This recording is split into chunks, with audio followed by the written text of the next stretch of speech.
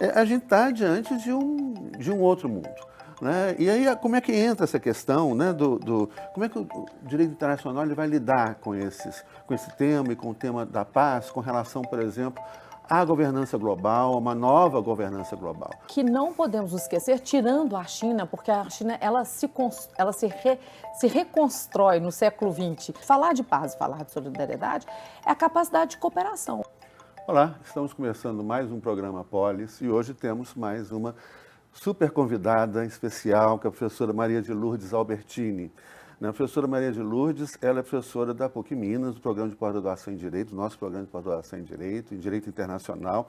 É doutora em Direito pela PUC Minas e doutora em Diritto Internazionale dell'Economia, pela Università Commerciale Luigi Bocconi, Milano, Itália. Como é que está meu italiano? Está perfeito, professor. Bem-vinda demais, muito obrigado por ter aceito o nosso convite. E, pois é, nós estamos vivendo um mundo extremamente complexo, né? Em desconstrução, a gente não sabe o que vem por aí, parece que realmente é o fim de um mundo para a construção de outro. Daqui vai acabar tudo não, mas esse sistema mundo parece que está em crise definitiva. E a gente está com muitos conflitos, muita confusão. E a gente queria então falar um pouquinho, ouvir um pouquinho sobre paz, né? E como que a gente enquadra a questão da paz, né, nos direitos humanos. A paz é um direito humano? Como é que isso é um direito humano de terceira geração? Como é que isso funciona? Então, antes de mais nada, professor Zé Luiz, muito obrigada pelo convite, né? O professor é responsável pela minha estada aqui na PUC, desde sempre, né? O professor foi meu professor lá desde o mestrado. Olha, já se vão 24 anos, né, professor? Mas, enfim, vamos falar de paz, né? A gente está no olho do furacão. Né? Nós estamos no olho do furacão dessa quebra de paradigma, dessa mudança de paradigma, que a gente ainda não sabe para onde que vai caminhar.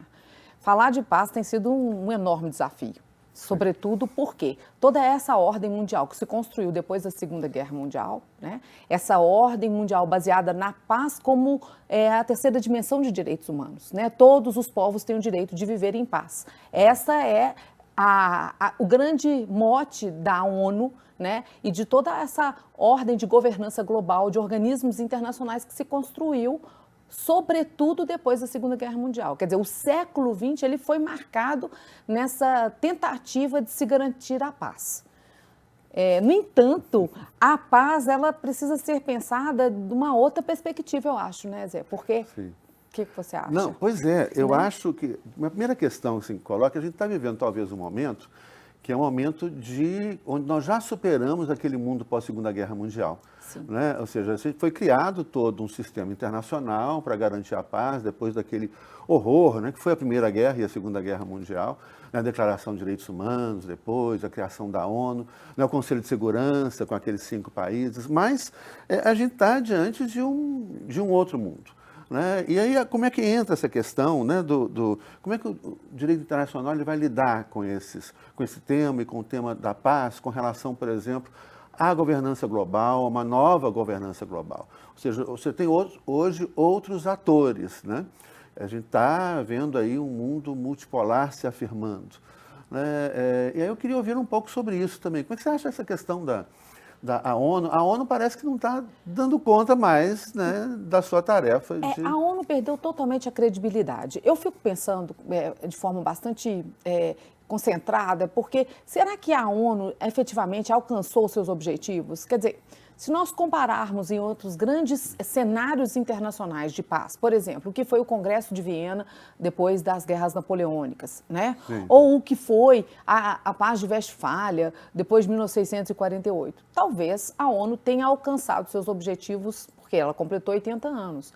Mas eu acho que ela consegue alcançar certos objetivos não por conta de Conselho de Segurança, porque esse nasceu por si só, né, fadado aos interesses políticos e aos jogos de poder, que acabava sendo só uma continuidade, né, da reafirmação de poder daqueles vitoriosos da guerra. Né? Que aí, lembrando ao telespectador nosso, o Conselho de Segurança tem 5 membros permanentes, né, que são os Estados Unidos, Inglaterra, França, 3 estados, né, colonizadores e que são vitoriosos, né, e mais China e a Rússia, que sucedeu a União Soviética. Né? São 5 com poder de veto. Que não podemos esquecer, tirando a China, porque a China ela se reconstrói no século XX numa outra perspectiva, não imperialista. Sim, né? sim. Não imperialista, por incrível que pareça, as pessoas pensam que sim, mas não. A Rússia é um país imperialista, né? Originariamente imperialista, se mantém imperialista, deseja se manter imperialista, né? Mas tirando essa discussão, eu acho que alguns órgãos dentro da ONU precisam ser mais estudados e mais apresentados, como é o caso do ECOSOG.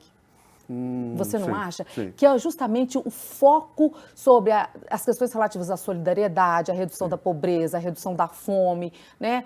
É que consegue reduzir e aplicar políticas públicas internacionais que atendam mais a determinadas questões que são inerentes a um mundo que é essencialmente pobre, né, Zé Luiz? Sim. Pois é, Posso te chamar Zé Luiz, pessoal? Claro. Né? A gente está aqui. Claro, Zé Luiz.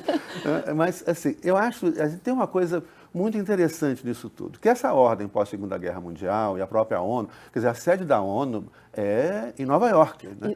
E não é à toa. Um espaço cedido, né, Zé? Um espaço cedido, mas para entrar nos Estados Unidos não precisa da autorização, né? Exato. Teve até outro dia, eu estava revendo a 15ª Assembleia Geral das Nações Unidas, que foi aquela onde o Fidel Castro ficou num hotel no Harlem, né? Era aquele movimento depois de Bandung, né? Aquela coisa toda. Quer dizer, ali mostra a centralidade dos Estados Unidos, né? Sim. Embora a União Soviética faça parte, está no Conselho de Segurança, etc., da centralidade ali dos Estados Unidos. E hoje a gente tem uma outra ordem que já está posta aí, né? Principalmente com os BRICS, que é plural, diversa e tem se mostrado muito solidária, inclusive preocupada com essas questões. Né? Enquanto o Ocidente, ou seja, a Europa Ocidental e Estados Unidos, se mostra talvez cada vez mais, talvez sempre tenha sido, né? Não sei, né? Inflexível, né? Com várias questões, gerando conflitos, essa intolerância, inflexibilidade da União Europeia em relação à negociação na Ucrânia, não sei que é uma questão complexa também, né? Estados Unidos aí agora com o governo Trump, né? Enfim, como é que a gente... Eu acho que o projeto BRICS ele é o grande projeto de uma reformulação da governança global. Por que eu acho por aí, isso? Né? Porque apesar dele ser assimétrico, ele é assimétrico, dentro de determinados elementos, né?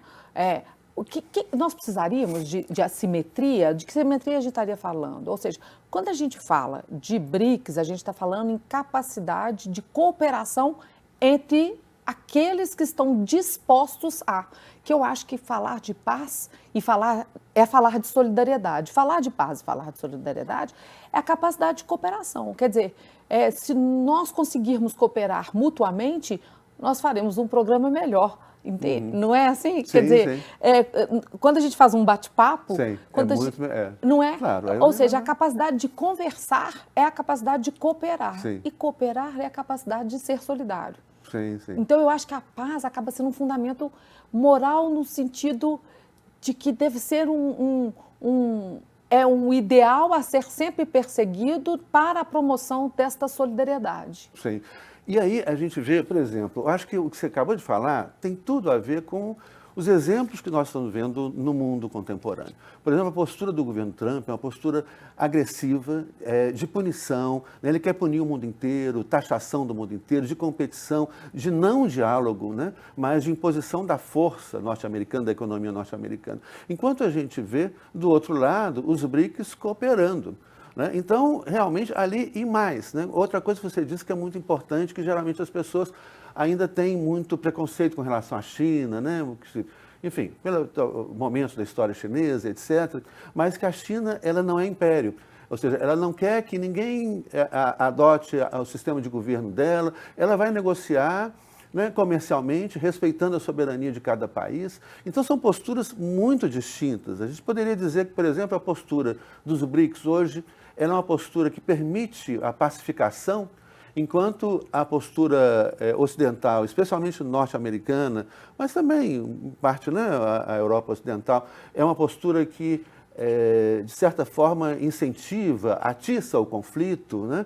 E leva a aumento de conflitos e à guerra? Então, eu fiquei pensando muito sobre isso esses últimos dias, né? Sobretudo esses últimos dias, porque não fiz outra coisa na minha vida a não ser estudar comércio internacional, desde sempre. Então, eu sempre vejo o mundo a partir dessa perspectiva, ou seja, como que é possível, né? Pois a Organização Mundial do Comércio, que nasceu para ser uma coisa, acabou se tornando outra. Sim, né? sim. Acabou se tornando um projeto mais favorável aos menos desenvolvidos em desenvolvimento, né? Numa classificação meio conservadora, né? Econômica meio conservadora, Sim. mas basicamente foi isso que ela fez. E ela ameaçou o sistema, né? A verdade é essa, porque ela conseguiu estabelecer regras de redução de assimetria tão eficazes que ela permitiu a ascensão da China. Porque ela colocou as pessoas para conversarem, né? Para Os negociar. países para negociarem, para conversar. Exatamente. Ela, quando amarrou todo mundo ela tem um princípio muito interessante que chama compromisso único. Para fazer parte dela e participar dessa ordem global, todo mundo tinha que assumir todos os compromissos, todos os tratados dentro dela. Com isso, todo mundo ficou amarrado. Então, você conseguia colocar, por exemplo, num lado da disputa, né, comercial, países com interesses únicos que estavam sendo prejudicados em virtude da violação das regras do outro. Eles ganham força. Força. E aí a negociação muda. Exato. Lourdinha, vou te chamar de Lourdinha também, que você é uma querida amiga. Por favor, Zé. Professora Maria de Lourdes. Acabou o nosso tempo. Zé, passa muito rápido. É muito rápido. Mas muito obrigada. Essa conversa vai, e é muito importante. E a gente não para, né? Muito obrigado por ter aceito o nosso convite. Eu te agradeço. E aí eu sempre estou falando, vou ter que trazer você de novo para a gente continuar essa conversa. Vamos sim. É importante a gente levar, né, às pessoas, aos nossos telespectadores, essas reflexões sobre a paz e esse novo mundo que está aí. Né? E o mundo que está acabando. Né? E a gente precisa construir outra coisa completamente nova, solidária, pacífica, né? Enfim. Gente... Ética, Zé. Ética, a gente precisa de ética. Gente, muito obrigado, então, pela presença de vocês, a participação de vocês, telespectadores no nosso programa. Muito obrigado, professora Maria de Lourdes, também por ter aceito o nosso convite. Muito obrigada. Até a próxima. Até a próxima. Até a próxima, gente.